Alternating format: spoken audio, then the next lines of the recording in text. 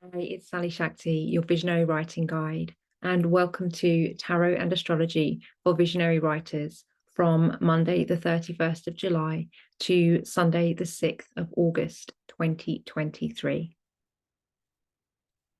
And welcome to this time of fixed fire. We are well into Leo season now. Leo is the sign of fixed fire, and some astrologers that I listen to have called that like a bonfire. I think of it like a crucible fire, the alchemist's fire, the fire of transformation, both culmination and transformation.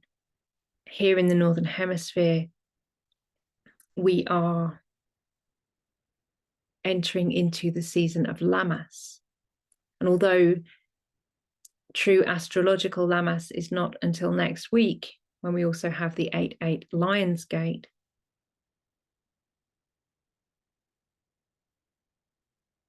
many people will be celebrating Lammas tomorrow on the 1st of August, along with the full moon in Aquarius, which will be a supermoon.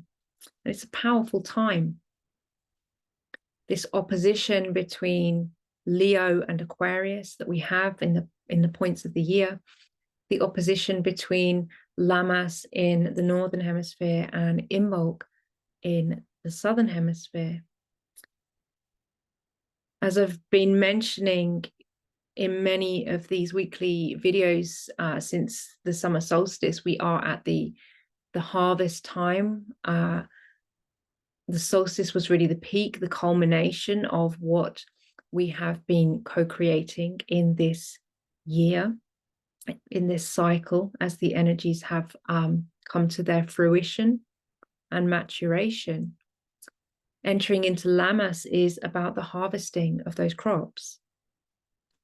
It's about the celebrating the abundance that we have.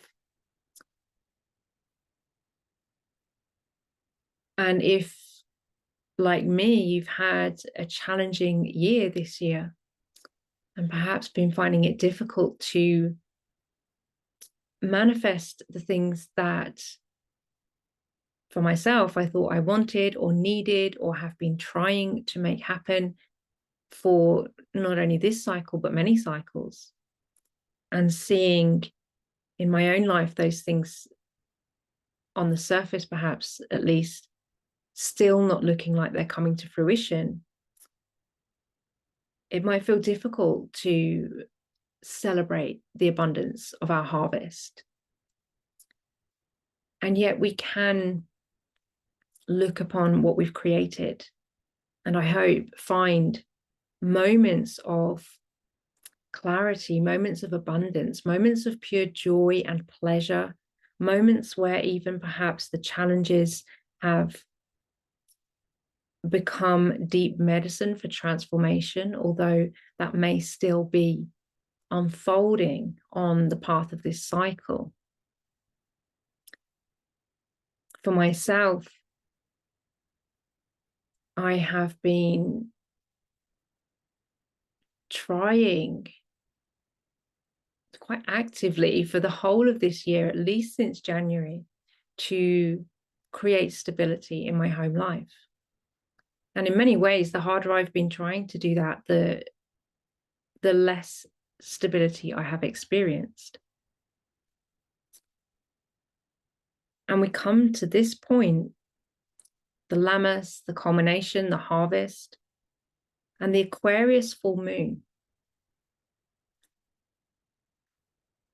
I want to talk a little bit about that, again, that balance, that opposition, that axis between Lammas on one side of the wheel and Imbolc on the other side of the wheel. Because we're here now at the illumination of that Aquarius energy, the illumination of the full moon in Aquarius. But that Aquarius energy started on January the 21st with the Aquarius New Moon. So on January 21st, for me here in the Northern Hemisphere, it was around the time of Imbolc. I was planting the seeds for this year, which now are being fully ripened and illuminated with this Aquarius full moon at the time of Lammas. And for those of you watching and listening, my beautiful friends in the Southern Hemisphere, January the 21st, you would have been entering into Lammas, your season of Lammas.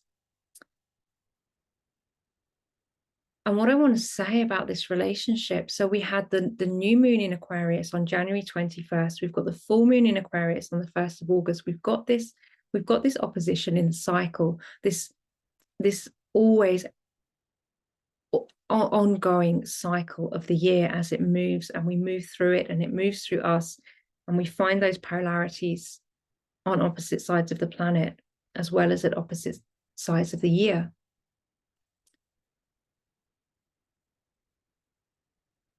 What this Aquarius full moon is illuminating for me is perhaps that the ways that I have been trying to go about changing my external circumstances are not the right approach. Everything that I have been trying to change in my outside world to make me feel differently on the inside has only kept coming back and cycling and repeating with the same results, each time getting louder and louder, more and more uncomfortable, greater and greater discomfort for me to either choose to sit with or to keep trying to break out of. And the ways that I've been trying to break out of that discomfort have only ever been causing me greater discomfort. And that's really what I feel this Aquarius new moon, on one level, is illuminating for me. The things, the seeds that I sowed back in Imbolc, on perhaps in this case, rather a subconscious or unconscious level, have been amplifying and illuminating and culminating to this point where I can see my harvest. And it's not perhaps the harvest that I would have wanted, that I had been trying to cultivate and manifest. But what I can see with this harvest is that it's calling me deeply to go within. And as in the Northern Hemisphere, we cycle towards the waning half of the year, we are now in the waning half of the year, and that will only increase. There will be greater and greater external support for that inward journey. Because ultimately, if I want to change my external circumstances, I need to do the work on the inside first. And I can let go of the idea that I need to change my external circumstances. The real alchemy is, what we've also been talking about in these videos for many weeks, that letting go of the stories, the structures, the narratives, the patterns, the behaviors that we've been carrying that no longer serve us. And that feels like, for me, with this Aquarius full moon, it's reaching its culmination point now. We cannot go back to the old ideas and beliefs that we have been holding. And yet at this stage, this point of the year being, for me, the alchemist's fire, the way forward is to go within and to really look at and be present with the discomfort of those stories and beliefs and how they have been showing up and shaping our external lives and perhaps our visionary writing and creative practices. I want to speak even more deeply about this relationship that I am sensing into between Lammas and Imbolc, between the Aquarius New Moon and the Aquarius Full Moon, which is that at Lammas, it is not only the fruits that are ripening and growing for harvesting, but next year's seeds are also ripening in the belly, ready to be planted at Imbolc. So those seeds that I planted at Imbolc are coming to fruition now, and they are bearing with them the medicine of this year's harvest. So when I plant those seeds again next year at Imbolc, they will carry with them the medicine of this year's crop, this year's harvest, this year's alchemy. So we have this interchange, this interplay between these energies of Lammas and Imbolc. We plant the seeds at Imbolc, they come to fruition and maturation, they culminate at Lammas, and we receive not only the fruit, the abundance, the celebration, but also inside that fruit is the fully formed seed for next year's crop, which is holding within it the medicine of this year's harvest. So this beautiful interplay. We plant the seeds, they mature into the abundance and the medicine that we need to carry ourselves forward on our journeys into the next seasonal cycles, into the next sowing of the seeds and the gathering of the crops. And each time we sow the seeds that hold the medicine of the journey that we have taken through the previous cycle, and that medicine comes to fruition, and we can celebrate and harvest the abundance. We can enjoy and experience the pleasure, the deliciousness, the sensuality of that abundance, of that crop, of that harvest. And with it, we can also prepare ourselves for the alchemy of the medicine of this year's harvest, which we will carry with us through into next year's crop. So that relationship between the Aries New Moon, the Aquarius New Moon and the Aquarius Full Moon, between Imbolc and Lammas, feels very profound for me. And I feel as well that this has even greater significance as we are fully entering or beginning our full entry into the age of Aquarius, moving out of the age of Pisces, the age of patriarchy, and moving into the age of Aquarius, the age of the stars.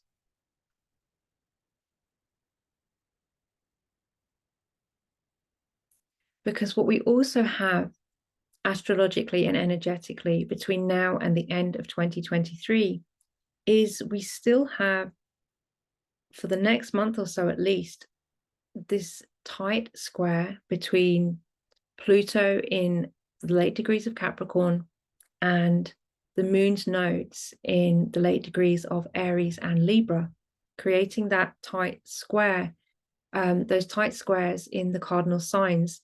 We do have some respite from that now as the sun has moved on from the late degrees of Cancer. So there is some respite from that, the real starkness and the real tightness of that cardinal grand cross that we experienced last week and the week before.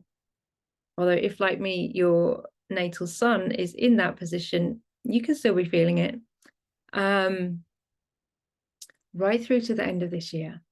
And what that is telling us is that, again, it's not time to make those big moves forward yet. The cardinal signs, the initiators of new energy, the initiators of new action and new elements, are locked in to currently this three-sided T-square, which was recently that Grand Cross. The cardinal signs, the signs that move us into new action, are locked in stillness, which might feel like stuckness for you. It's not time yet to move forward with those new seeds.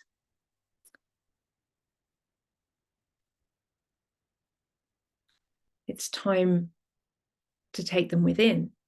And here in the Northern Hemisphere, we will take that medicine, take those seeds into our inner world, into our inner journey, as we close out the second half, the waning half of the year cycle. And in the Southern Hemisphere, you will be planting those seeds at Imbolc, but they will still be gestating in the dark belly of the earth and of your unconscious and of our collective co-creative consciousness or unconsciousness. Those seeds, wherever you are in the cycle, are not ready to come to the surface yet. That energy between Pluto and the moon's nodes is asking us to take those seeds inside. Pluto and the moon's nodes are energies of our soul's evolution. And so our soul's evolution is asking us to be in stillness, to turn within. It's not really giving us the energy or the signals to make big new changes or gestures in our lives. It's asking us to be still.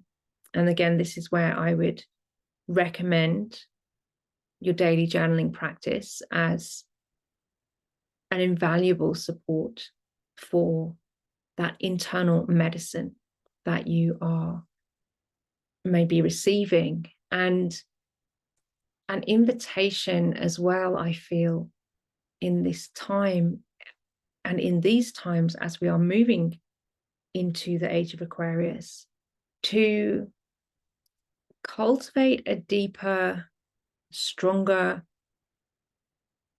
relationship, kinship with our spirit guides and helpers. So the invitation is to go within, to find that medicine of listening, asking for help, asking for support, asking to be shown, to be guided, and listening to what is whispered back in whatever form that might take, the form of visions or dreams or coming through from interactions that you have. I invite you to take that medicine into your journal, because that is where we can do some of that real deep alchemical transmutation of the energies in our lives. It's a little composting book where we can take what, again, kind of take the fruit, take the harvest, take what is showing up for us in our lives, take what is present for us in our daily lives, and transform it through bringing it into consciousness, bringing it to our conscious awareness by putting that energy down on the page so that we can see it more clearly, and so that we can create a certain amount of objective distance to be able to be the witness to the stories, the patterns, the narratives, the beliefs we've been carrying, the emotions that are coming to the surface, what is showing up to us to be seen, what our spirit guides want us to hear and to be aware of, to be witness to, what medicine they are offering to you. And so we can ask for the seeds of our harvest to be revealed to us. We can ask for the medicine of our cycle to be shown and revealed to us. so that we can, in these quiet times, in our personal journaling, come back to that place, that very courageous place of meeting ourselves on the page, and perhaps meeting also with those guides, those guardians, those ancestors of past, present, and future who are closer now than ever and willing to be seen, to be heard, to be of service, to be called upon. Can you trust yourself to meet with them as you meet yourself on the page, and to be guided into the medicine that is for you in this closing half of the year 2023?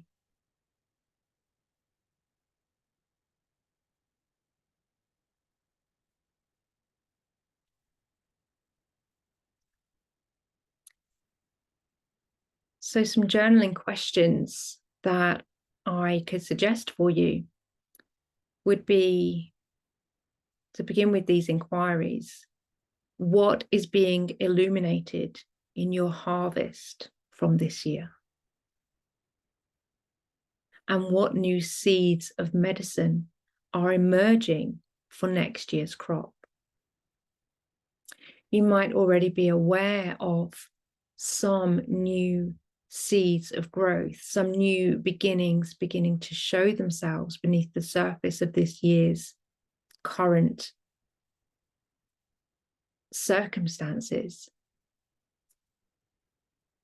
And we have time now to go within and to really prepare ourselves to move forward in new directions, knowing that we will never be going back to what we have been letting go of so deeply and so tenderly and so courageously this year. And our journals can be a place of real support and real alchemical transformation through this process. So I'm aware that my laptop is showing up with a little battery warning right now. And in order to plug it in, I have to move it halfway across the room. So it's a good place to shift up the energy, to come into our tarot pool to see who would like to offer their support or invitation for us in the week ahead. It's the Wheel of Fortune reversed. This is the Wheel of Fortune from the Elemental Power deck, and it came out reversed. So again, for me, the Wheel of Fortune is connected to the sign of Jupiter, this abundance. It's the abundance of our harvest. It's the fruition and the culmination, but it's also the balance of that. It's also the other side of that. It's also the seeds of medicine that will come, especially in its reversed phase.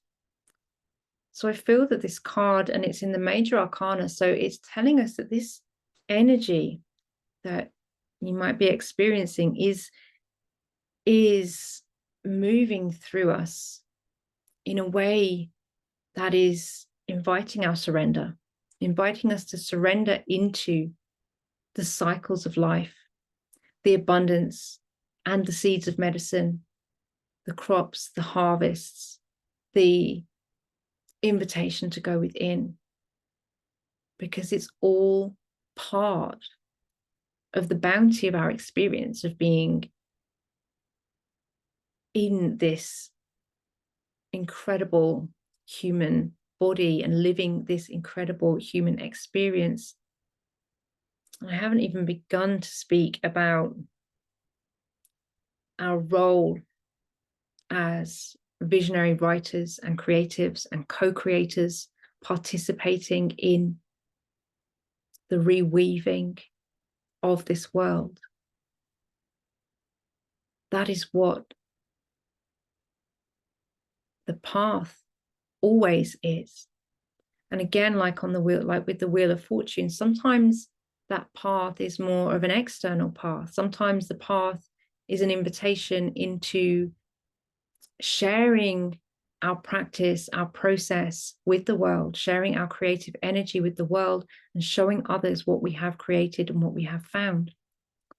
And sometimes our path is to take our creative process and our creative practice back into ourselves, to do the deep inner alchemy that will enable us to continue our cycle through the wheel of the year and to show up for others when the wheel turns and as the cycle moves again.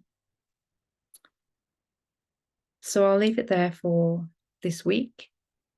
Thank you so much as ever for joining me. Welcome to the new subscribers from last week. I'm so grateful for your energy and support.